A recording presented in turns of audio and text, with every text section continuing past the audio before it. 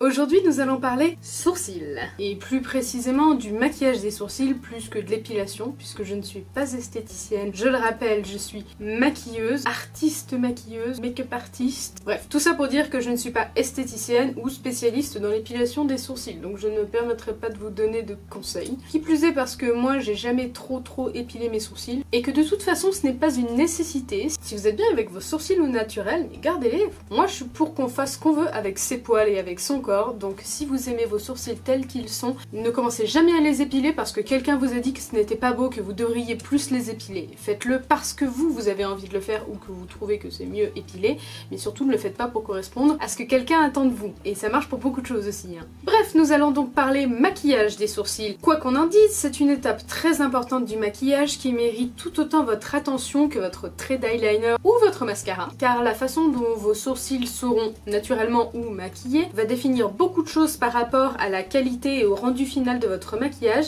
mais surtout les sourcils sont un peu le siège des expressions de notre visage. Alors mettons-nous bien d'accord, encore une fois, je ne dis pas qu'il faut absolument maquiller ses sourcils, vous êtes totalement libre de ne pas le faire. Cependant, je vous donne quelques conseils si vous n'êtes pas satisfait, satisfaite de vos sourcils tels qu'ils sont et que vous souhaiteriez les maquiller. Aujourd'hui, vous avez, je pense, deux techniques qui se démarquent essentiellement de toutes celles qu'on connaît. Ils sont donc de soit redéfinir la ligne et remplir totalement, ombrer, crayonner, dessiner votre sourcil, ce qui aura tendance à donner un effet un peu plus graphique et intense à vos sourcils. La deuxième méthode consiste à faire des sourcils plus naturels, et donc ce qu'on appelle le poil à poil, qui aura pour but de combler un petit peu les manques, de redéfinir vite fait la ligne de vos sourcils, tout en gardant un effet très naturel et peu maquillé pour les personnes qui sont un petit peu frileuse avec le maquillage des sourcils. Concernant les produits, vous avez plusieurs types de produits. Vous avez les pommades à sourcils, comme celle de Anastasia Beverly Hills, qui est très connue. C'est typiquement le genre de produit que vous allez utiliser pour redessiner la ligne de vos sourcils,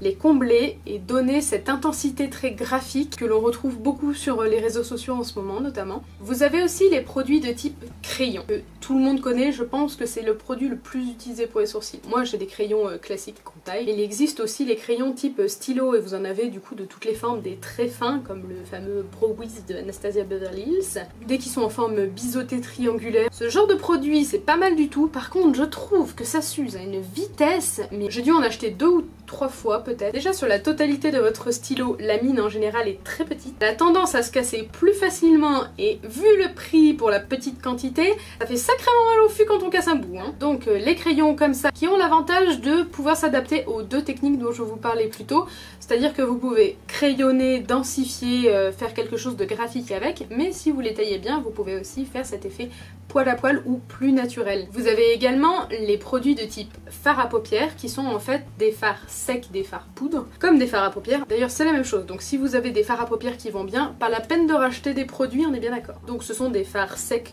comme des fards à paupières, qui en général sont dans des petites palettes comme celle-ci où vous avez 1 à 2 couleurs, 3 selon les cas, et parfois vous avez une petite cire, une crème dont je n'ai jamais compris l'utilité. C'est censé pouvoir fixer vos sourcils à la fin ou que vous mélangiez la couleur dedans pour donner cet effet pommade, mais qui du coup reste particulièrement gras, ça bouge, c'est pas très fin, ça fait pâteux, autant acheter une pommade déjà mélangée. Personnellement j'ai jamais compris cette petite cire dans les palettes, ça ne sert à rien, c'est tout le temps crade, soit par les couleurs, soit parce que ça attire les petits poils, les poussières, les machins.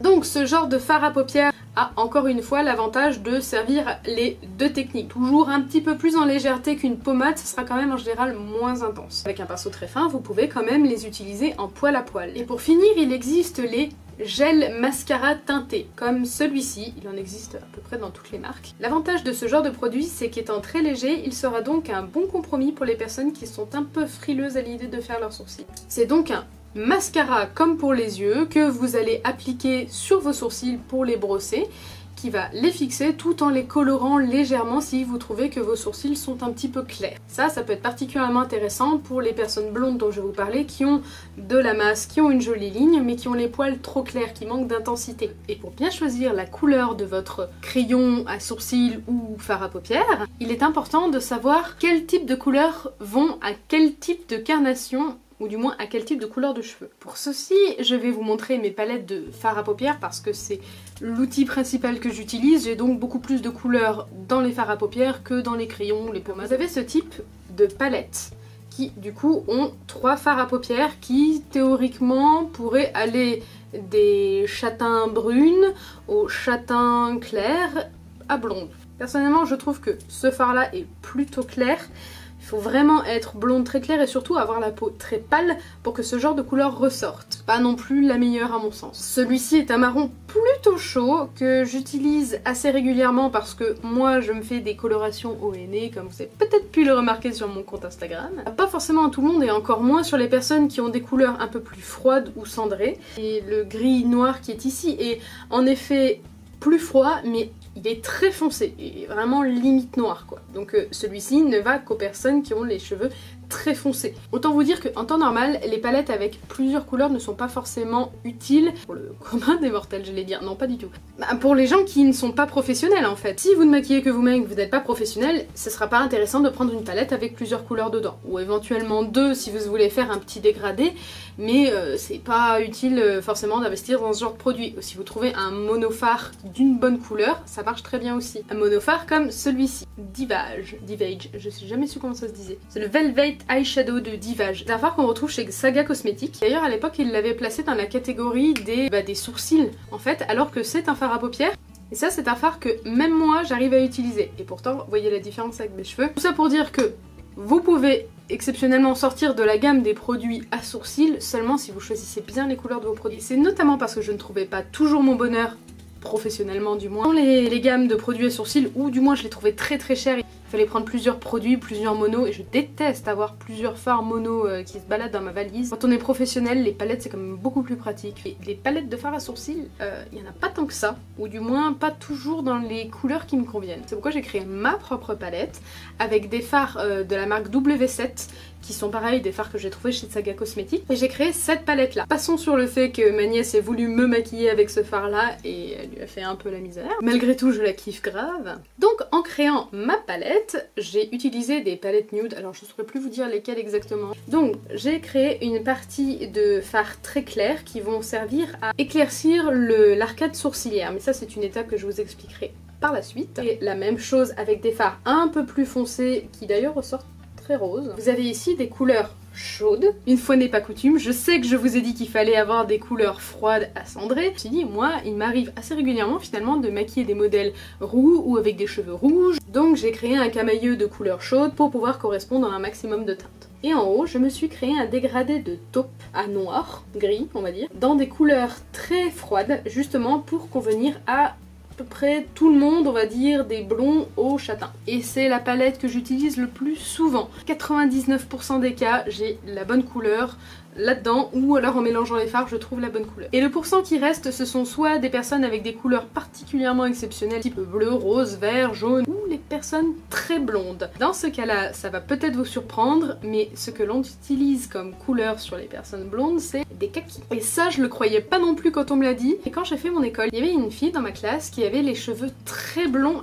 à la limite du blanc, quand même pas, mais elle avait les cheveux très blonds avec une peau très pâle. Elle avait un peu ce look Lagertha très nordique. Elle utilisait des fards kaki et après l'avoir maquillée, en effet, les blondes très clairs, naturels hein, je précise parce que il est très rare dans les blonds artificiels d'avoir ce genre de couleur, plutôt une couleur de sourcils de poils qui se rapproche du kaki. Et ce genre de couleurs font parfois beaucoup plus naturelles que celle-ci.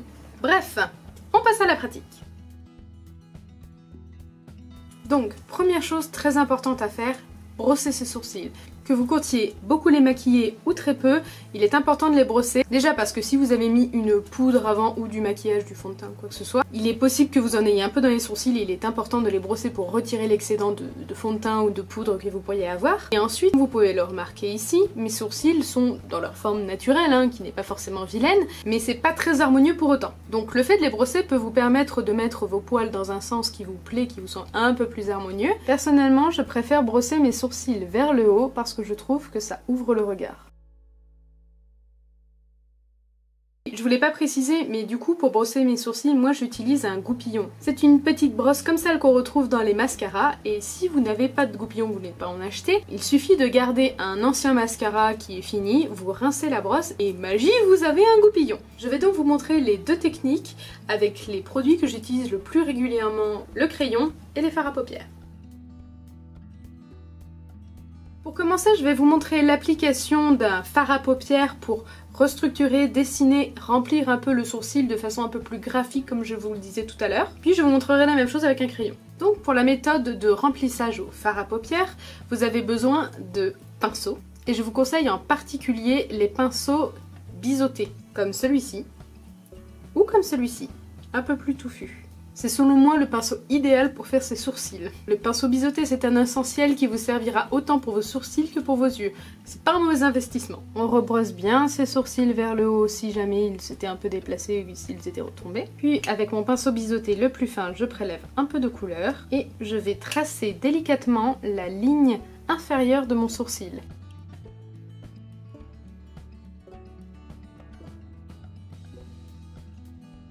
Puis, je brosse mes sourcils vers le bas, contrairement à tout à l'heure. Puis, je trace la ligne supérieure de mon sourcil. Bon, alors, en ce qui me concerne, je préfère suivre la ligne naturelle de mes sourcils lorsque c'est possible, c'est-à-dire pas comme ici, et seulement redéfinir, redonner un côté un peu plus net et graphique à mon sourcil. Cependant, si vous trouvez que vos sourcils sont trop fins, trop épilés, trop minces, vous pouvez tout à fait corriger en débordant, en recréant une forme qui vous convient. Puis je prends mon deuxième pinceau biseauté un peu plus fluffy et je vais venir combler l'intérieur de mon sourcil. Je commence par la queue du sourcil car c'est la partie que l'on voudra le plus intense. Je remonte doucement vers la tête de mon sourcil en appuyant de moins en moins pour créer un léger dégradé naturel. Si jamais vous trouvez que des lignes sont trop marquées ou que votre fard est trop intense, que vous souhaitez en enlever un petit peu, vous reprenez tout simplement votre goupillon propre. En brossant, ça va créer comme de petits arrachés et ça va estomper la matière. Puis vous pouvez bien entendu rebrosser vos sourcils dans le bon sens. Puis en général, je passe un petit coup de fixateur à sourcils pour que mes poils ne bougent pas durant la journée et que celui-ci fixe un petit peu plus mon fard à paupières. C'est aussi l'occasion d'enlever les résidus de fard à paupières qui resteraient sur vos sourcils et briseraient un petit peu ceci. Et voilà! Personnellement, je préfère toujours les fards à paupières parce que je trouve qu'ils ont un rendu un peu plus naturel, un peu plus fumé, contrairement aux crayons ou pommades qui marqueront beaucoup plus et qui auront peut-être tendance à donner un effet un peu trop chargé si vous ne l'estompez pas bien ou que vous l'appliquez mal. Et je vous montre à présent la même chose avec des crayons.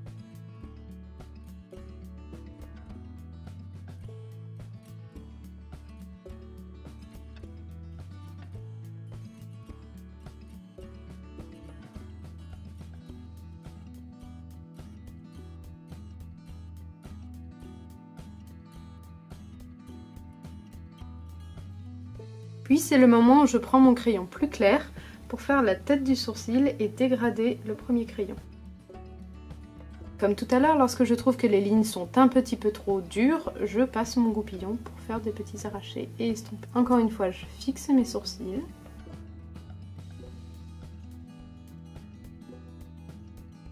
Et avant de passer à cette technique, il faut que je vous parle d'une autre technique que j'utilise en général en combiné avec le poil à poil. C'est la technique du soap brows ou des sourcils au savon. Cette technique a pour but de fixer vos sourcils. La plupart du temps, les sourcils fixés au savon sont fixés très en l'air, voire ébouriffés, mais vous pouvez très bien les fixer droit vers le bas si ça vous chante. Il suffit de prendre un savon en pain, comme celui-ci, et un goupillon et un peu d'eau. Alors je vous conseille bien évidemment de prendre un savon biologique, écologique, naturel, saponifié à froid. Celui-ci je sais pas ce que c'est. En tout cas l'avantage qu'a celui-ci c'est qu'il est légèrement marron. Il est important de ne pas prendre un savon trop blanc car celui-ci pourrait laisser des dépôts blancs dans vos sourcils qui ne seraient pas forcément très glamour ou très naturels. Privilégiez les savons plutôt transparents ou on va dire à peu près teintés de la couleur de vos sourcils.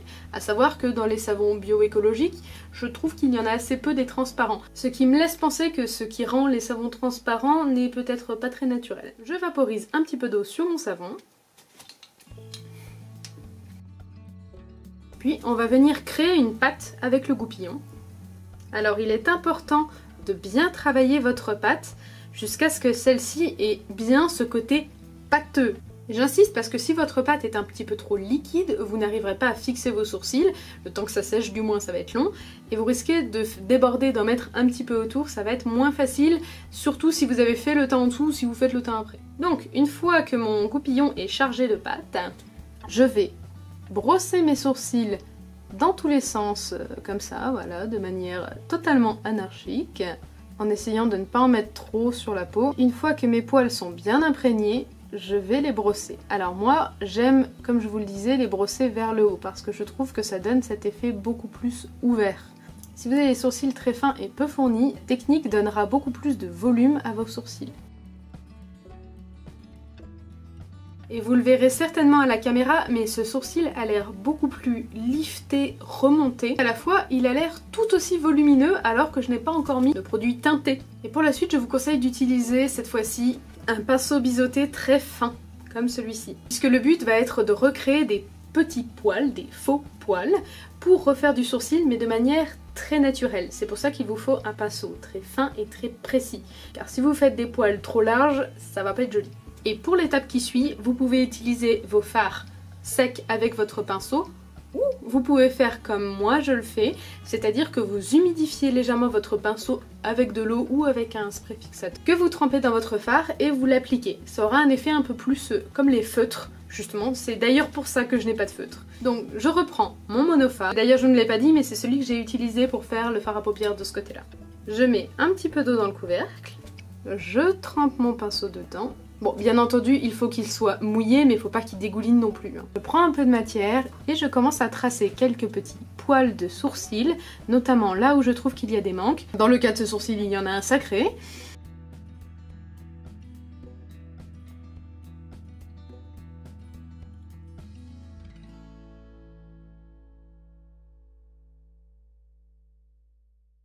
Vous pouvez maintenant constater la différence entre les deux techniques. Personnellement, j'ai une petite préférence pour celle-ci que je trouve plus naturelle, elle ouvre plus le regard, mais c'est aussi une technique que j'aime beaucoup car créer le tiers qui me manque.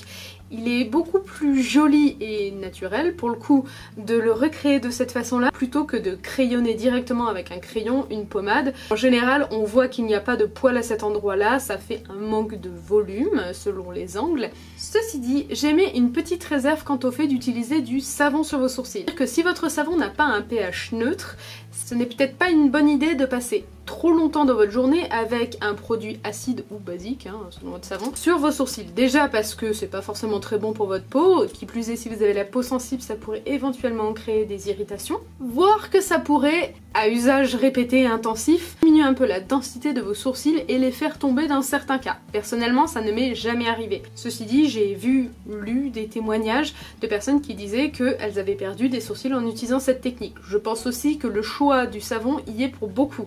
Personnellement, avec des savons naturels comme celui-ci, je n'ai jamais eu de problème. Le deuxième inconvénient de cette technique, c'est qu'elle n'est pas du tout waterproof.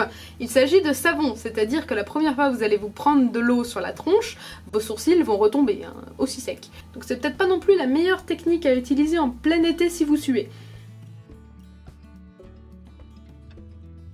Je vais maintenant vous parler d'une dernière étape concernant les sourcils qui plus un travail de fard à paupières en réalité, mais si vous ne comptez pas mettre de fard à paupières mais que vous faites quand même vos sourcils, c'est une étape que vous pouvez faire pour finir le travail des sourcils. Il s'agit d'appliquer un peu de base à paupières ou d'anti-cerne. Dans mon cas, j'ai choisi l'anti-cerne puisque je ne vais pas faire un maquillage des yeux. Liquide si possible, ce sera toujours un peu plus simple, mais vous pouvez quand même le faire avec des anti-cernes crème. Et vous allez appliquer votre anti-cerne juste en dessous de votre sourcil pour définir celui-ci et effacer, nettoyer les éventuelles traces que vous auriez pu faire en appliquant votre crayon, votre fard à paupières. C'est une étape qui demande de la précision et de la concentration, prenez votre temps. Et surtout ne le faites pas si vous êtes pressé.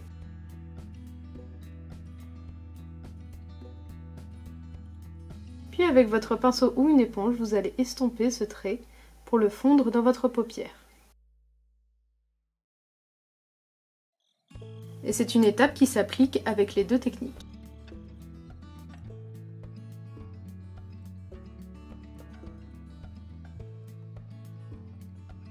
Mais même si cette étape est facultative, vous pouvez remarquer qu'elle va accentuer encore une fois ce côté œil ouvert, un peu plus frais, et en plus de ça elle va éclaircir une zone qui pourrait être un peu trop ombrée sur votre visage et durcir votre regard. Alors parlons tout de suite de la technique aussi qui consiste à mettre de l'anti-cerne ou de la base entre les sourcils, autour des sourcils pour bien les définir. Disons que si vous faites un teint complet, plutôt chargé, plutôt intense, pourquoi pas, bien que au-dessus je trouve que ça se voit très souvent et ça fait un côté trop blanc au-dessus des sourcils qui est pas joli. Le sourcil éventuellement particulier si vous avez des petits boutons, ce qui peut arriver, ou que vous avez décidé de vous épiler et que votre monosourcil repousse. Et que vous n'aimez pas votre monosourcil. Mais surtout si vous ne faites pas la totalité de votre teint ou que vous avez un maquillage très léger, je vous déconseille de mettre de l'anti-cerne partout autour de vos sourcils. Ça va beaucoup trop les mettre en valeur et ça va redonner ce que je vous disais tout à l'heure, ce côté un peu trop graphique et défini qui moi ne me plaît pas personnellement mais que vous aimerez peut-être. Et si vous avez décidé d'appliquer un anti-cerne ou une base à paupières, je vous conseille de la poudrer pour éviter tout de même que ça bouge trop dans la journée. C'est donc à ce moment-là qu'intervient la partie des fards de couleur claire qui sont ici. Si vous voulez garder un côté naturel, je vous conseille d'utiliser des beiges. Après, selon la carnation de votre peau, partez sur des beiges un peu plus jaunes, un petit peu plus roses.